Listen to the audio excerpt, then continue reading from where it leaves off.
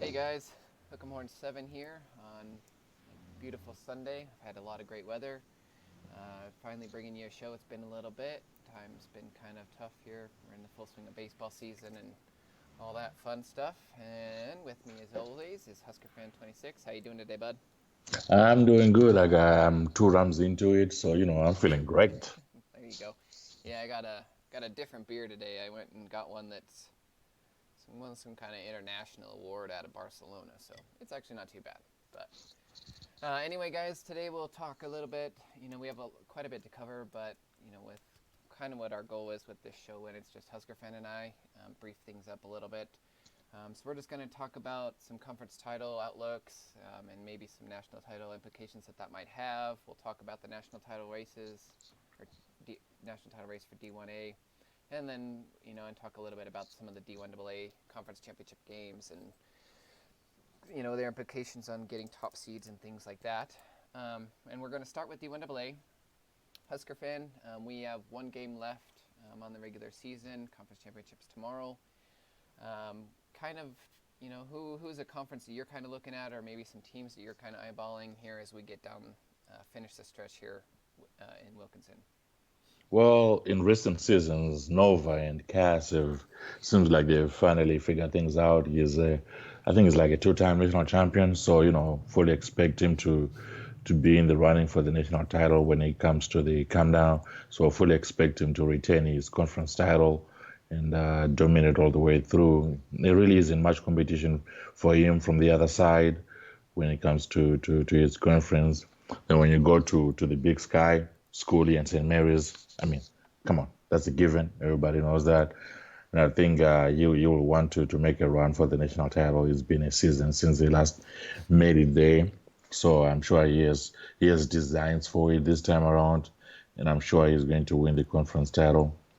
And the Gateway, I think, is probably the most interesting when it comes to the conference title because you have yourself going up against Jay Hunters. And that, in my view, since I think you guys already played this season and you won that game. So I'm sure Jay Hunters, once he makes it to the conference title game, is going to be looking to get some revenge on you. So that should make things a little bit more interesting. I think that's the one that's going to have more major implications when you get into the playoff seeding and the brackets that will determine who ends up making it into the big dance. I mean, for me, those are the main big ones that are kind of worth keeping an eye on. Yeah, fair enough. Granted, granted, a few other conferences, are also still worth keeping an eye on. But yeah, Yeah, like for me, the OVC's kind of been kind of down for a while. But Samford got a huge win over Jacksonville State today, so we know now that Tennessee Martin will play Samford. Both of them are top 10 teams. That's a game I'm looking forward to. Samford has the number 7 strength of schedule. I don't believe they've won the conference yet. I think Tennessee Martin's been doing it all. Yeah, so that'll be interesting to see how that one plays out. The OVC to me, that's a big one. I I'm kind of with you at the Big Sky. It's going to be Stephen F. Austin against St. Mary's. They've already played this year with St. Mary's, rolling 40-25. St. Mary's Stephen F. Austin with that number 1 strength of schedule. I'd like to see that that battle tested experience that they have maybe come out to play against St. Mary's and see if they can pull off the upset or even at least make it closer, make it kind of interesting because talk about a huge upset that could be if Stephen F. Austin's able to do that. hmm As you kind of touched on the Gateway, I won that game by 1 point, and it was on a literally last second touchdown, a huge run that we got lucky on. So definitely a game that'll go either way. And then the conference to me that I kind of looked at real quick that was, just kind of a disappointment is the Ivy. I mean, they've got 4 humans. The best team in the conference right now is a Sim that's 11-1 in Colgate. They've already beaten Yale in the regular season. I think 28-10 or something to that effect was the score. And Yale looks like they're going to win the division. So, I mean, if you have a Sim coming out of the Ivy, and right now they would be a 3 seed, and they'd probably be a 2 seed probably by the time conference championships shake out and everything. Like that's crazy. I mean, you're going to be a lucky 7 seed potentially, and maybe be able to pull off an upset and go to the second round. I guess it's a quote unquote upset because it's a sim. So, but for me, I'm like, how is the Sim beating that conference? I mean, Robbie P is in there. You know, he's been down for a while, but he's still a good coach. SDU Rat's not even ranked this year. He's not even technically in playoffs as we sit right now, but I don't think things have generated yet after today's games. So the Ivy to me is just kind of a head scratcher as far as no one doing any good. Is there any teams you looked at that you think maybe are a little bit overrated, or you think teams that are underrated, or not really, or did you look at that much? Well, I hadn't really dug into that as yet because I usually have my group of coaches who I expect to make a lot of noise when it comes to like the playoffs. Yourself. I have high expectations of Chetty in Florida A&M because I respect the guy and what he's able to do. Me Well, and and I him think with play. his win over Florida International this year, I think he's definitely, I would say, expected to make a turn this year. Wouldn't you agree? Yeah, I think it's about time for him to make a big splash, make some noise, and go a little bit far. It's season three, so he has three classes of his own guys in. I think this isn't where he goes past the second round of playoffs. I think maybe he gets to the quarters and things that other class, that senior class of Sims might then hurt him then. But Cherry, JD Driscoll, and Georgetown, it's time. We know what he's capable of doing. He lost it in the national championship last time around. So this time around, I think he gets back there and puts up a fight like he did probably last year. Scully, we know he's able to win a national title, so fully expect him to make noise. Jay Hunters, we have seen what he is able to do. Cass over at Nova, we know what he's capable of. The Grand Boy, his schedule's hard, great game planner in my opinion. So fully expect him to maybe upset one or two guys when it comes to the playoffs. And Aska Fan 58, he gives me fits over in Hayes. The last two seasons I've had his number, but going into every game against him, I fully expect to lose. Miami Hefe, we have seen what he's able to do over in D2. So I think it's time we see a little bit of that over in here in D1 AA. So, the usual suspects, I fully expect them to dominate, Yeah. go a bit further than expected in the playoffs. But I think when it comes down to the countdown, it'll come down to, the draw of the bracket. Yeah, and that's fair. A couple of teams that you kind of maybe touched on too, and some others like Grambling. I'm curious to see how they do. Pants Show kind of made a huge run last year. He's Hmm. currently number one right now. I'd be curious to see as he gets into playoffs where he's able to do. Same with Dayton. I feel like Rory. I think he's in his second year. Ray is in his second year or third year there. Curious to see what he's able to do. Undefeated right now. SOS isn't the greatest, but I really expect them to be able to make some noise.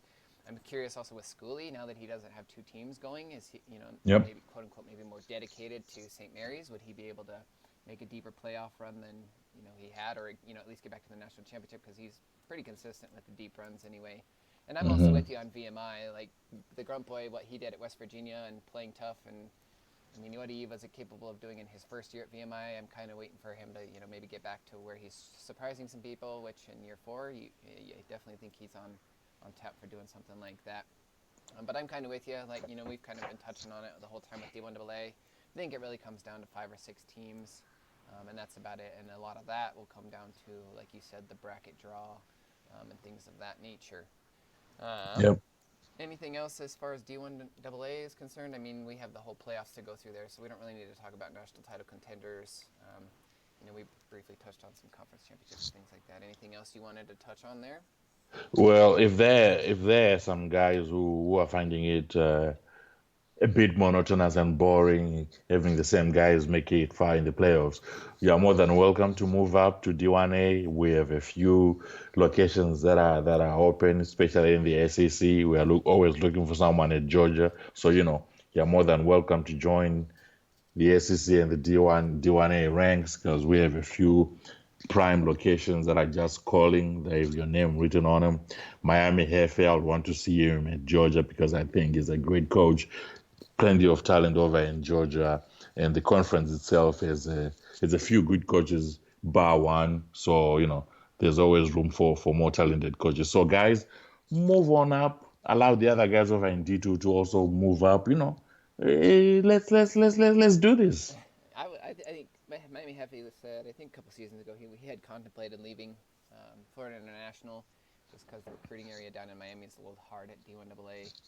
Um, but I would be curious to see if he moved up to D1A. I kind of, when he talked about it, I thought he implied maybe a D1AA different area there. But curious to see on that. I mean, D1AA, we're already pretty empty. I mean, as it sits right now, we're going to have 1, 2, 3, 4 Sims in playoffs, which that's just ridiculous for Wilkinson. So hopefully some of these newer coaches can get their programs built up. It'd be nice to get a few more and not lose so many, but it's like every time D1 cycles, we lose those guys to better D1s, which kind of makes sense. People want to get already prime positions. They don't want to have to rebuild programs too much. And the other thing is, I'm just scrolling through and looking at the rankings, looking at some of these schools that are sim. You have Arkansas Pine Bluff. We saw what Nitros did when he was there. So you can build a program there. You can build a proper program, make waves and make noise. That's a sim right now. You have Rhode Island. Granted, it was in yours, but I think Jason Freeman went to several national title games, won the conference, I think, every season in a conference that I think it was fully human with people like AWAGS and a few other great coaches in there. So you can build a proper program there. Butler is Sim, Valparaiso is Sim.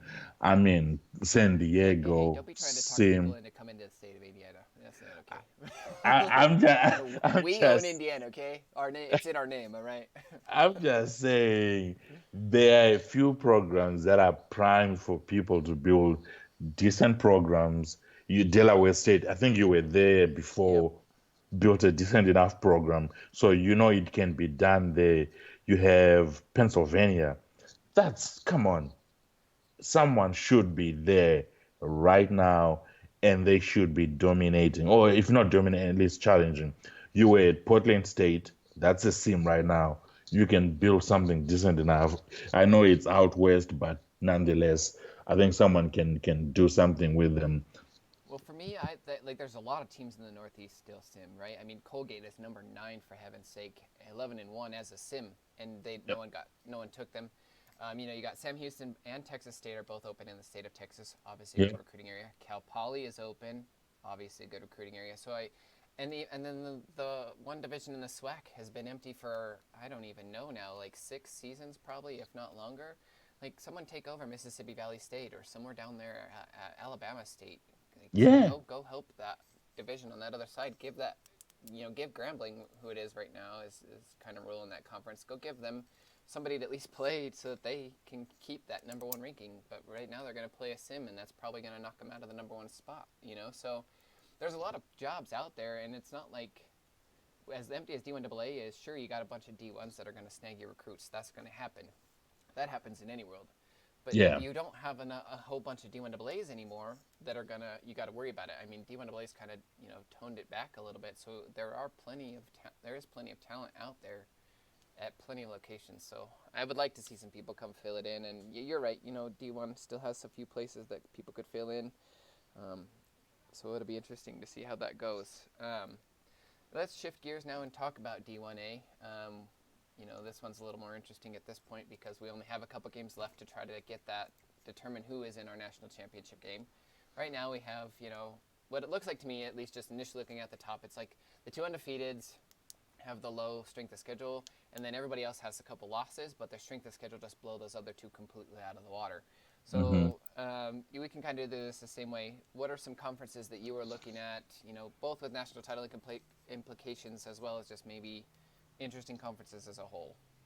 Well, obviously, I'm a bit biased, so I'm going to start off with the ACC because that's where I am.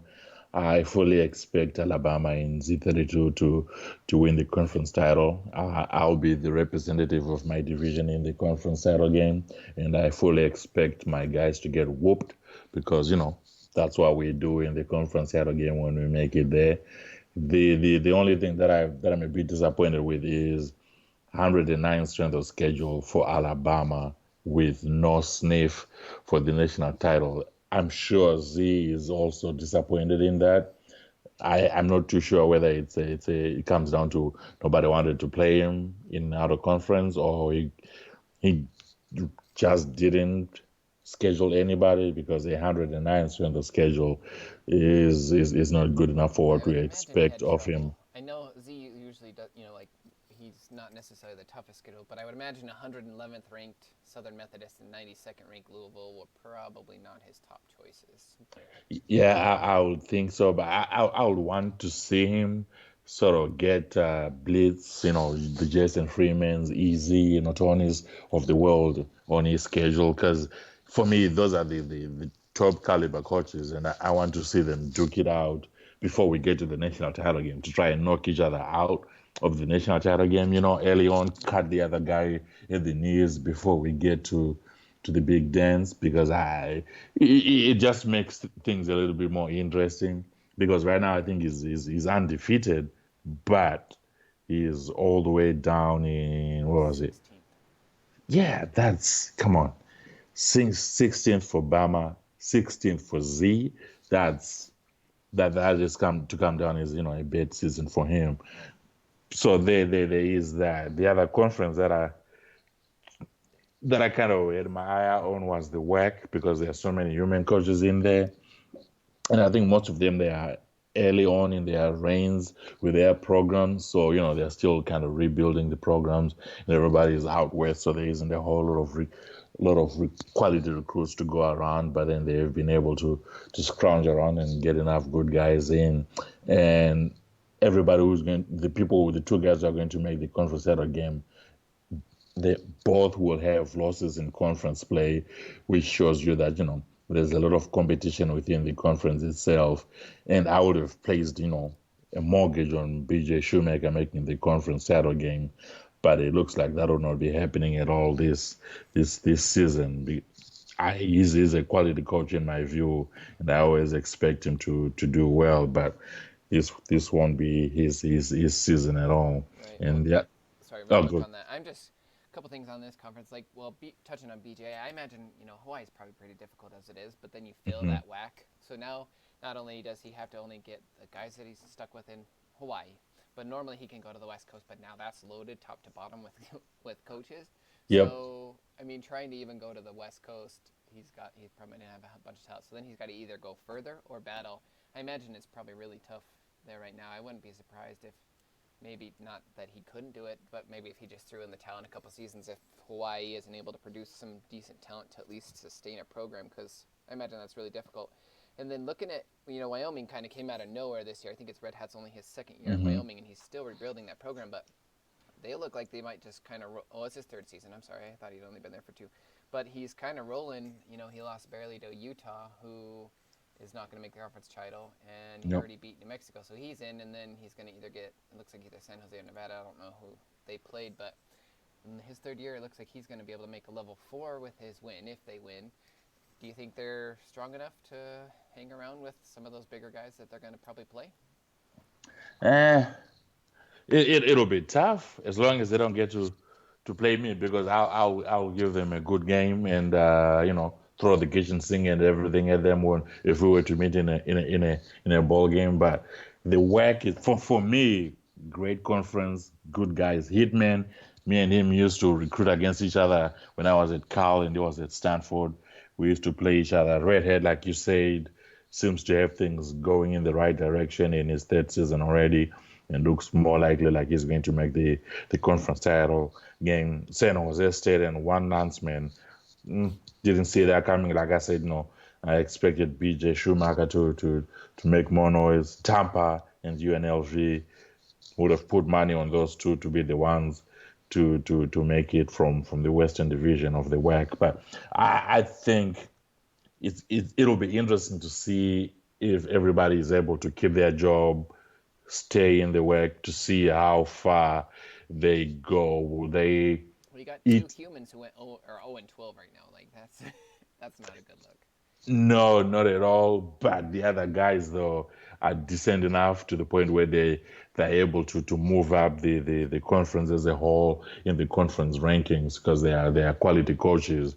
So the other guys, it then becomes a question: is it that they really suck at their jobs, or is it that they're, new, newish, like HNIC, interesting handle, but HNIC first year at El Paso, is it that he really sucks that much, or is it just he's new to the game because it's only 8 seasons in? Would be curious to see how far he's able to stick it out over at El Paso, and try and build a program over there in Texas. And like you said, it's difficult to get good recruits out west because everybody is out there, so you'll be battling each other, not only for recruits but also on the field. But then, as the old adage goes, steel sharpens steel. So you improve your recruiting skills because you're battling so many people. So you have better strategy for handling battles, and also you improve your game planning skills because you will be playing so many other humans in your own conference. So you have to continually improve your game plan, and adapt or you die in the conference. So that for me will be one to keep an eye on. Hopefully they don't go the way of the Big East from a few seasons ago when they were packed and they started just devouring each other like a black hole, and everybody left because they lost their jobs or Right. something to that effect. Hopefully they'll be able to maintain and actually move the whack up and notch, and bring the conversation for one of the best conferences in the world. Right. Well, and one quick interesting thing too is the Pac-10 seems to be, overall a little bit down. I mean, I don't think they have a single team inside the top 10 for sure. Maybe even not even top 15. The WAC currently sits at 5 bowl teams with 4 of them sitting at 6-6. So you could, I mean, if things shook out, I haven't looked at schedules or anything like that. But I mean, max you could get 9 teams or so into bowls. Like that's enough bowl money to then compete with the Pac-10, who's probably only going to get let's go look at them real quick. I think like 5 or 6. So basically, to see For that recruiting, hmm yeah, on that side. What I'm sorry, I cut you off earlier too. What other conference were you kind of looking at? the Sun Belt, because everybody knows I'm always going to be in the Tri-State corner because great coach. He has been working wonders, and he's right next door over in Alabama. So I always expect him to make a run. He was ranked like second earlier Mm-hmm. in the season, but he I has think he was number fallen. one at 1.2 for like a week, wasn't he? Like week 2 or 3, I think. It probably. I remember he was on the sharp end, and I didn't want to say anything because I didn't want to jinx him. So I just saw it, and I was smiling and giggling on my own. Didn't say anything, but it seems as if I do not have any effect on the rankings because he has fallen back a little bit. And I put a poll up in the Slack asking if he was going to make the national title, and everybody said heck no. Even himself, he was like nope.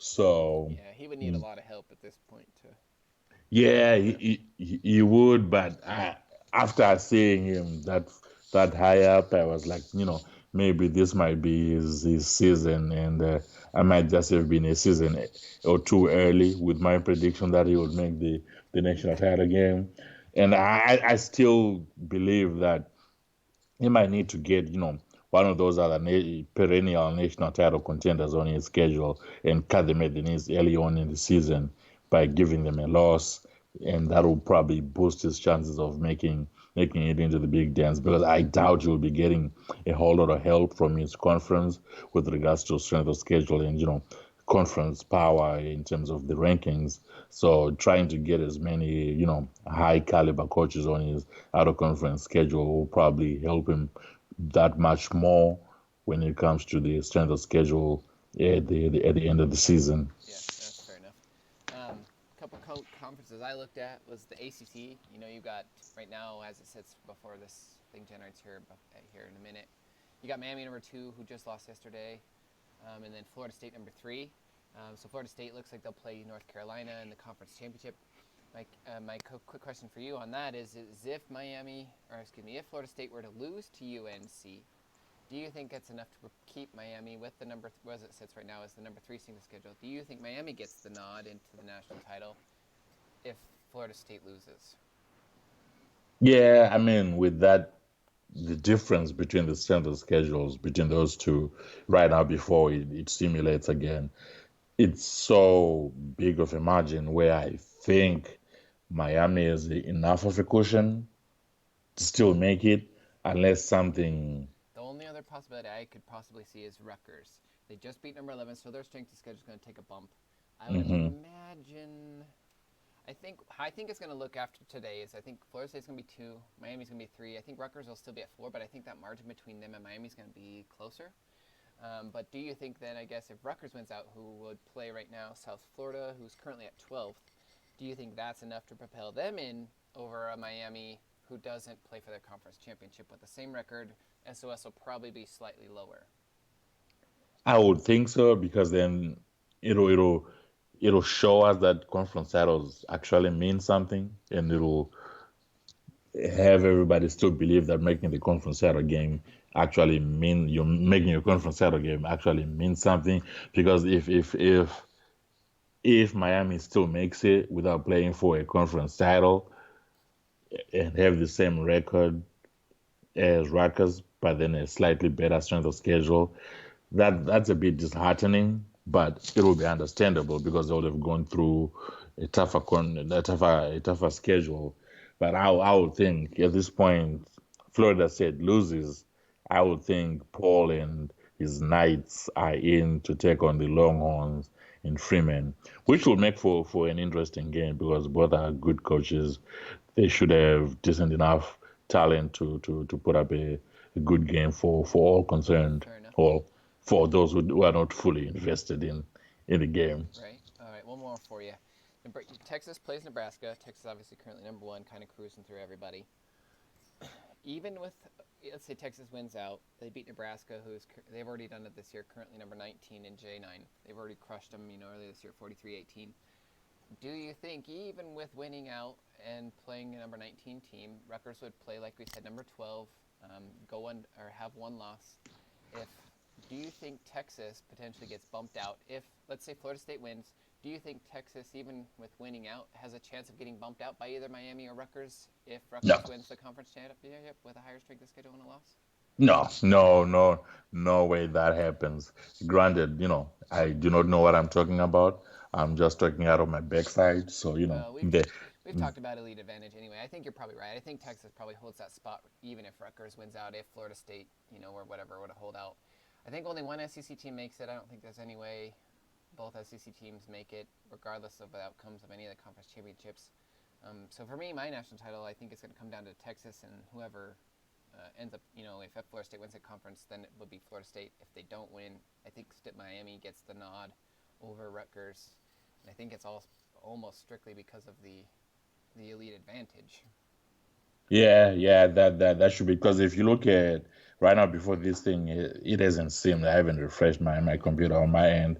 So if you look at the Okay, hang on. I updated it. So it's Texas number 1, Miami number 2, Rutgers is 3, Florida State now bumps down to 4. Troy State moved up to 5. Dang, Florida State's okay, strength of schedule is 61.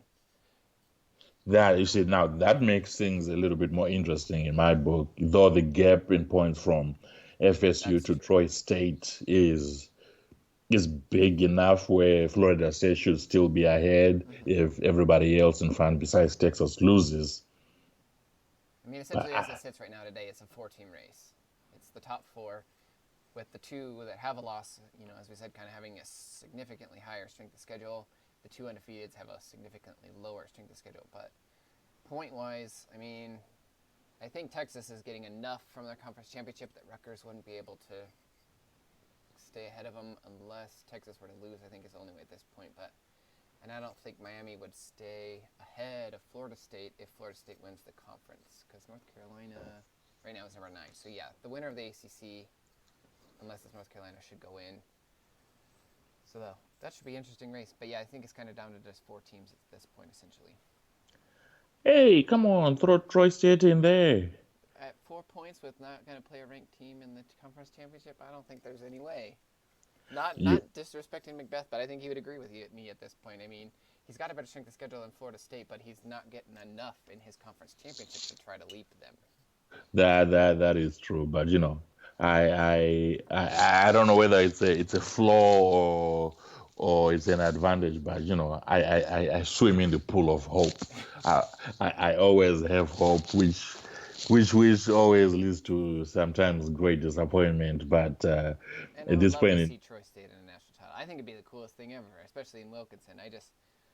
Ah, even with a good SOS, I kind of wonder if that conference just won't drag him down enough. Like if it were the WAC, maybe where it were full of at least humans, that are borderline bowl teams or bowl teams, that's different. hmm But I think the Sun Belt probably has 4 or 5, maybe max teams potentially going to bowls.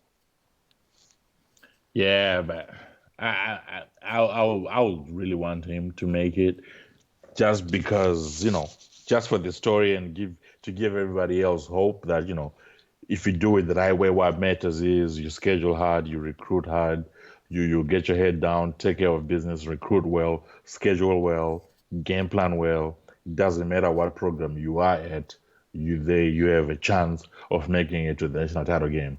Whereas if he wins out, Florida State wins out, he has a better strength of schedule, but Florida State goes, that's somewhat demoralizing for everybody else who won't have that elite advantage. Right. Granted, though, I don't know how much of an advantage it is at this point in time, because I think there was talk in the interview that Sable did with Bob, where there was talk of like trying to diminish that elite advantage a Yep. little bit, if I remember correctly. So that might be one area where you sort of want to look at it. At the start of the season, you have the 14 elites there. They start out ranked, 1 through 14.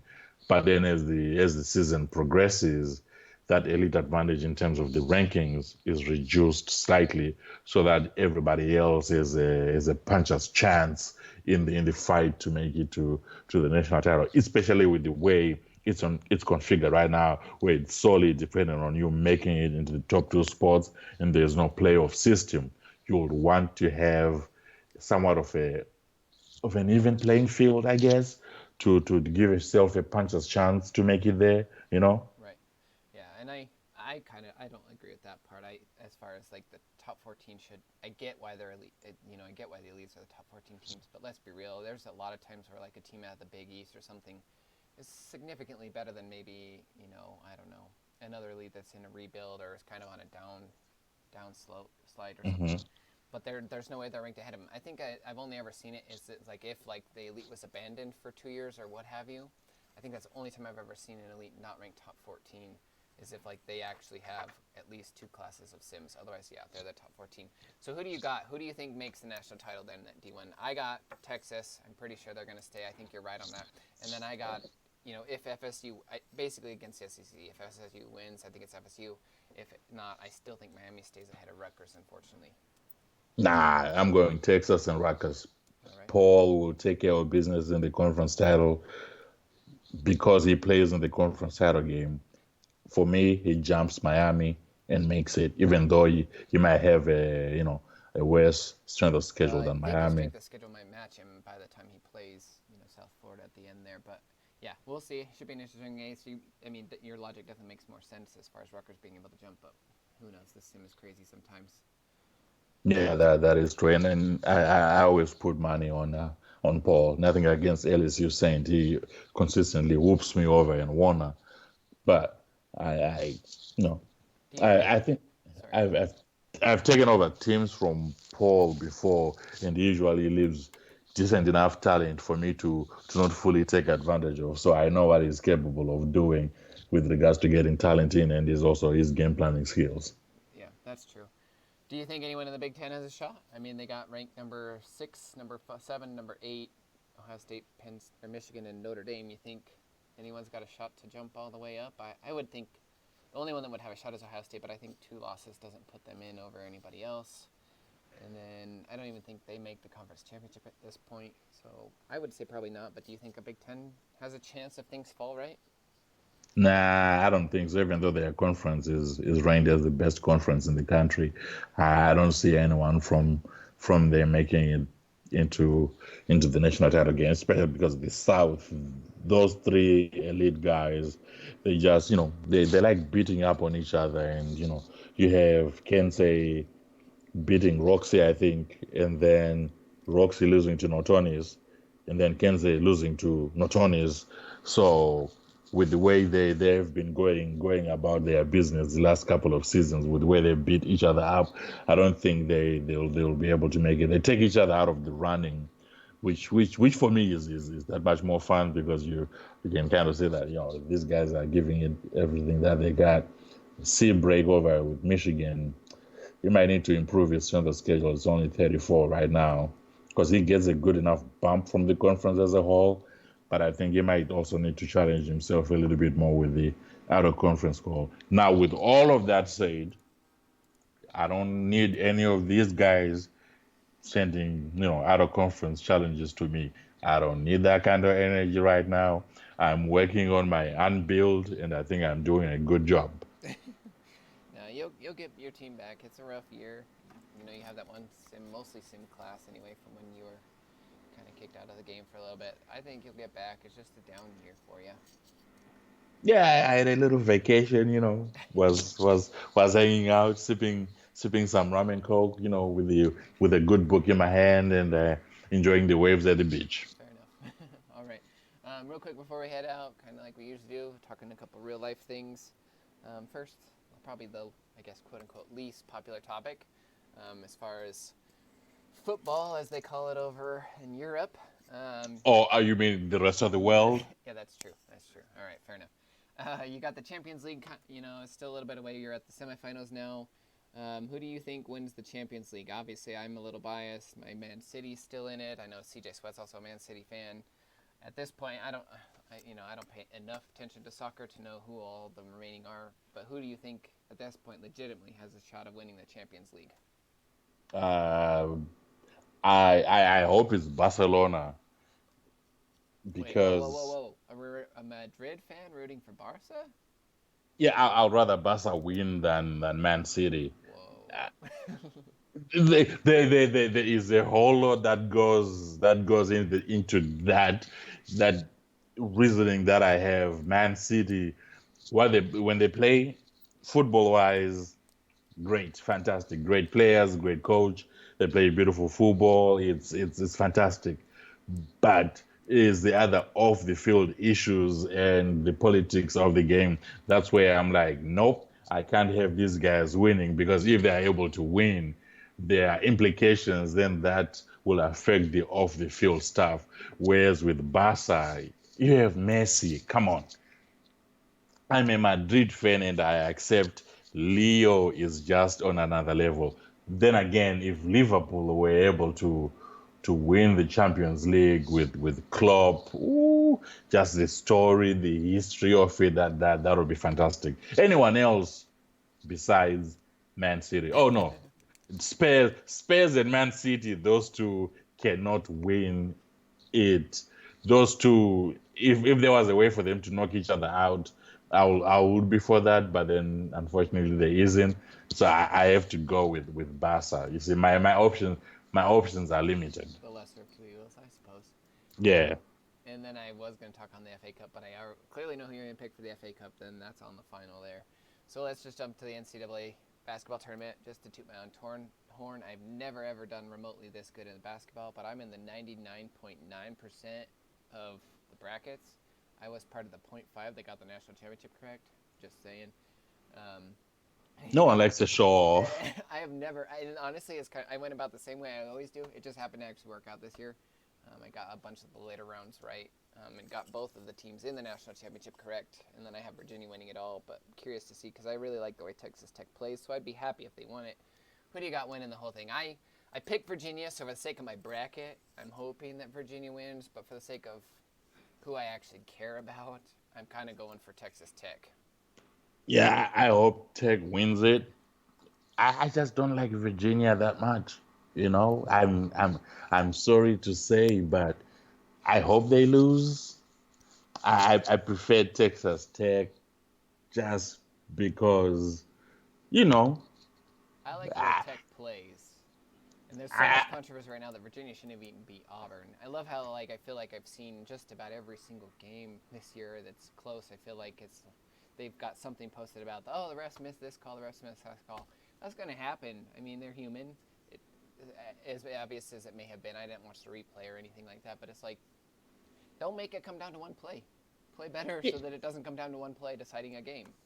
Yeah, I mean, I think through the duration of an entire game, the number of calls that are missed by the refs even out to the point where it just comes down to, who is able to capitalize more on their possessions and who's able to get more out of themselves on the day.